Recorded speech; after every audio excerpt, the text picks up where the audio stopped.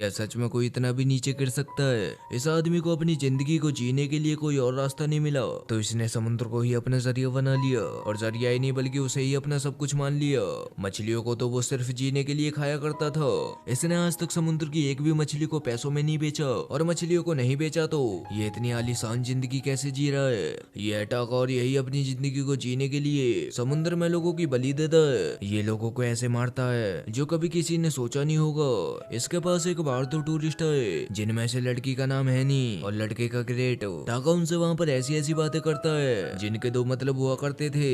दो मतलब ऐसे, एक जिंदगी और दूसरी मौत। उन दोनों ने टाका के सामने समुद्र को एंजॉय करने की फरमाइश प्रकट की। उसने उनकी फरमाइश सुनते ही अपनी बोट को समुद्र के अंदर खींचना शुरू कर दिया।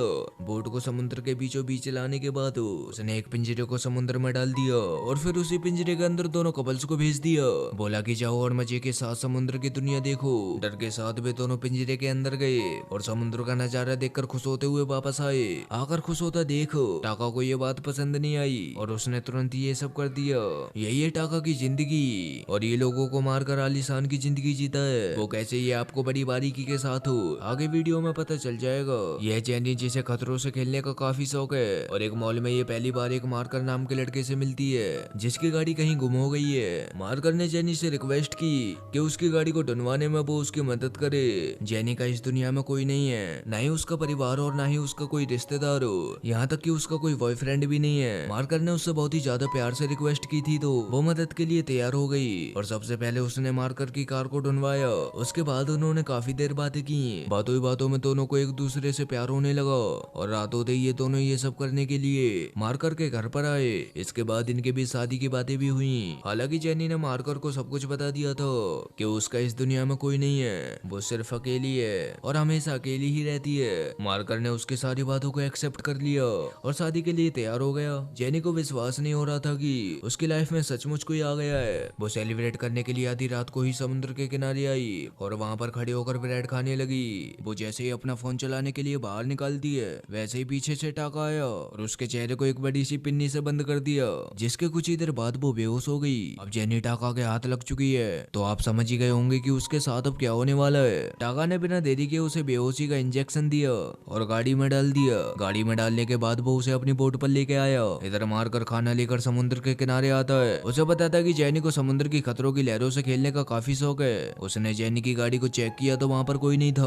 उसके बाद उसने फोन किया तो उसके फोन की आवाज भी गाड़ी के अंदर से ही आ रही थी। यहाँ जब जैनी की आंख खुली तो उसने अपने आप को एक बिस्तर पर पाया, और वो भी हथकड़ी के साथ। उसके बगल वाले बिस्तर पर एक लड़की पहले से ही मौजूद थी, जिसके बारे में आपको पहले से ही पता है। अपने हाथ को हथकड़ी से बना देखो। वो एकदम हड़बड़ा गई और एनी से बोली कि हम कहाँ पर हैं। एनी ने बोला कि उसकी बोट पर। जेनी पर किसकी बोट पर, और वो हमसे क्या चाहता है? एनी को कुछ समझ में नहीं आया और वो उससे कुछ नहीं बोली, चुप रह गई, क्योंकि उसको खुद नहीं पता था कि आगे टाका उनके साथ क्या करने वाला है। जेनी हथकड़ी को तोड़ने के लिए खूब हाथ पर फटका दिए। एनी ने उससे ऐसा करने के लिए साफ मना किया। बोला कि तुम सिर्फ अपनी एनर्जी वेस्ट कर रही हो, मैंने तुमसे पहले ये सब करके देख लिया लेकिन कुछ नहीं हुआ। अच्छा रहेगा कि तुम बिल्कुल शांत बैठो और कुछ ऐसा सोचो जिससे हम लोग आसानी के साथ यहाँ से निकल सके। ये यहाँ पर आराम से खाना खा रहा था और साथ ही जेनी की चीखें सुन रहा था। मारकर पागलों की तरह उसे शहर में इधर उधर देख रहा था। वो फिर पुलिस स्टेशन आया और जेनी के लापता होने की कंप्लेन दर्ज कराई। जेनी हथकड़ी को तोड़ने की काफी कोशिश कर रही थी, फिर अचानक से उसकी नजर जेनी की ब्रा पर आई और तुरंत उससे उसकी ब्रा उतारने के लिए बोला। वो इसीलिए ताकि वो उसमें लगे लोहे की तार की मदद से हथकड़ी का ताला खोल सके। बिना देरी किए उसने अपनी ब्रा उतारी और जेनी को दे दी। उसमें से तार निकालने के बाद उसने उसे फटाफट से वापस किया और तुरंत पहनने को बोला। वो इसीलिए क्योंकि ऐसी सिचुएशन में टाका वहाँ पर आ गया तो बात खराब हो जाएगी। उसके बाद रात हुई। रात होते ही टाका ने उन्हें बेहोशी की दवाई दी और उन्हें बोट के ऊपरी हिस्से पर ले आया। जेनी होश में आते ही फड़फड़ाई, लेकिन अफसोस वो फड़फड़ाने के अलावा कुछ भी नहीं कर सकती। टाका ने एनी को एक मशीन से बांधा और उसका शरीर आधे से ज्यादा पानी में डुबो दिया। एनी के चारों ओर उसने खून से सना हुआ मांस डाल रखा था ताकि वहाँ पर जितनी भी शार्क्स हैं वो एनी के पास आ सके। उसने वहाँ पर कैमरा भी लगा रखा था। टाका सिर्फ एक कंटेंट शूट करने के लिए लोगों की जिंदगी से खेलता है। लोगों को मारकर वो वीडियो शूट करता है और सोशल मीडिया पर अपलोड कर देता है, जिसके माध्यम से उसकी अच्छी खासी कमाई होती है। इतनी अच्छी कि वो पर मंथ 2 फॉर्च्यूनर ले सकता है। कुछ ही पल में शार्कों ने एनी पर हमला किया और उसका ये हाल कर दिया। इतनी दर्दनाक मौत देखकर तो कोई भी अधमरा हो जाए। फिर ये जेनी क्या चीज है? और एक ये है जो शराब पीकर यहाँ पर मजे ले रहा है। अब आपके मन में एक सवाल आना चाहिए कि क्योंकि इसने पैसा कमाने के लिए सिर्फ यही कंटेंट क्यों चुना। पैसे तो ये मछलियां बेचकर भी कमा सकता है। ये लड़कियों को मारने से पहले उनके साथ अजीब हरकतें और गंदे काम किया करता था, जो कि बिल्कुल घिनौना काम था। और हाँ, अपने कंटेंट के लिए ये सिर्फ लड़कियों को ही चुनता था। फाइनली सुबह होती है और टाका जैनी को खाना लेकर आता है। टाका उनके लिए जो भी खाना लेकर आता वो उसमें बेहोशी की दवाई मिला कर लाता, वो इसीलिए ताकि वो उसे खाएं और बेहोश हो जाएं। जैनी ने तुरंत खाने को लात मारी और टाका पर चिल्लाने लगी, बोली कि मुझसे दूर रह कमीने।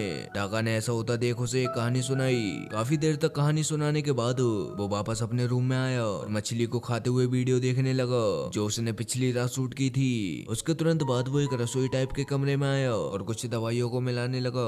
वो दवाई जो थी वो सारी बेहोशी की थी। उन्हें इंजेक्शन में भरने के बाद वो जैनी के पास आया। जैसे ही वो उसके इंजेक्शन लगाने वाला था वैसे ही जैनी ने उस पर हमला किया। उसने वहाँ पर जल्दबाजी में बहुत बड़ी गलती कर दी। जो इंजेक्शन जैनी उसके लिए लाया था वो उसे उल्टा उसके लगाना था। वो ऐसा करने की बजाय वहाँ से भागने लगी। उस पागल लड़की को यही नहीं पता था कि आखिर वो इस समुद्र के बीच भाग कर जाएगी कहाँ। जैनी के भागते भागते टाका ने आखिर उस इंजेक्शन को उसके पैर में लगाई दिया।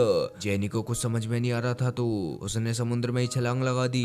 समुद्र में गिरते ही वो बेहोश हो गई। टाका ने तुरंत एक कांटे टाइप का कुछ डाला। इधर ग्रेट समुद्र के किनारे पर छानबीन करवा रहा था और वहाँ पर खड़ा खड़ा सोच रहा था कि आखिर जैनी अचानक ऐसे कैसे गायब हो सकती है। उसके बाद उसने सीसीटीवी कैमरा उसको चेक किया जिसमें टाका उसको ले जाता हुआ दिखाई देता है। उसकी गाड़ी पर उसकी बोट का लोगो भी लगा हुआ था। इसे देखने के बाद उसने उसके बारे में छानबीन करना शुरू कर दिया।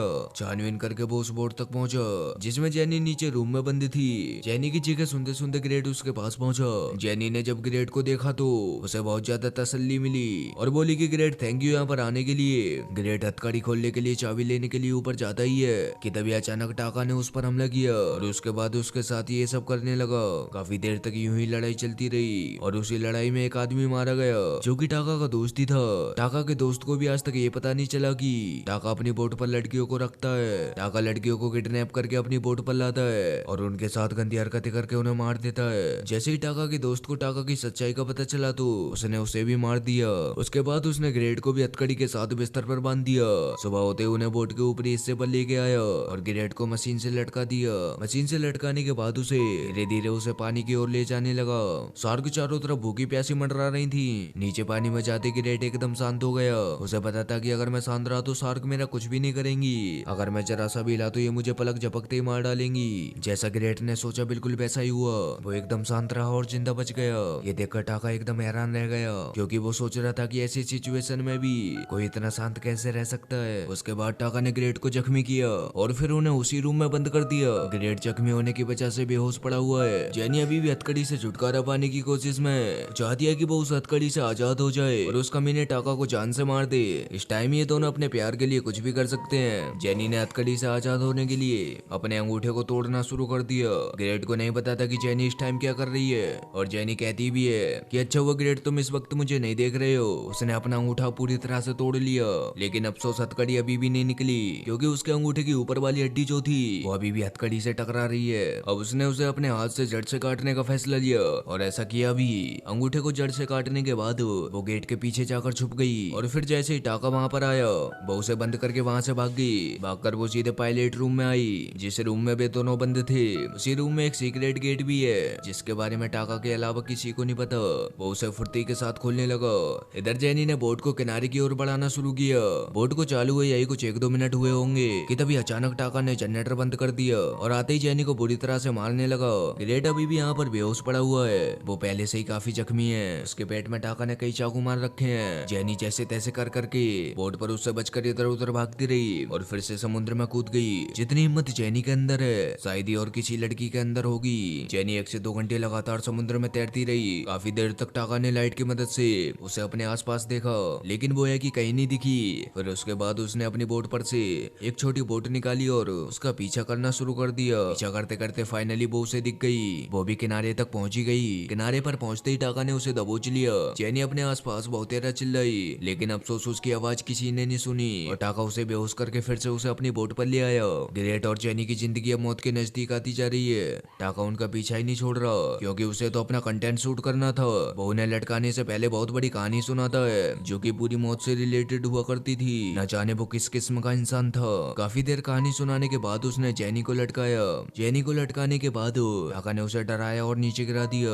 नीचे गिरते ही शार्क उसके सामने आने लगी। जेनी ने भी वही तरीका अपनाने की ठानी जो कि रेड ने कुछ वक्त पहले अपनाया था, और ऐसा हुआ भी, वो शांत रही तो बच गई। उसके बाद वो पानी के नीचे ही नीचे बोट के पीछे आई और बोट पर चढ़ भी गई। टाका को नहीं पता था कि जेनी बोट पर है। वो सोच रहा था कि जेनी पानी के अंदर है और शायद अब तक तो मर गई होगी। जेनी ने बिना सोचे समझे टाका पर हमला किया और उसे समुद्र में नीचे गिरा दिया। नीचे गिरते ही टाका के साथ कुछ ऐसा हुआ जो कि आप देख ही सकते हैं। टाका का यहीं पर अंत हुआ और इन दोनों को दोबारा से जिंदगी मिल गई। दोस्तों कहते हैं ना कि हमें कभी भी हार नहीं माननी चाहिए, ऐसा ही किया इन दोनों ने और अपनी जंग जीत गए। दोस्तों इसी के साथ हमारी इस मूवी का एंड होता है। वीडियो अच्छी लगी हो तो वीडियो को लाइक करके चैनल को सब्सक्राइब कर देना। मिलते हैं ऐसी ही मजेदार मूवी को एक्सप्लेन करते हुए, तब तक के लिए जय हिंद।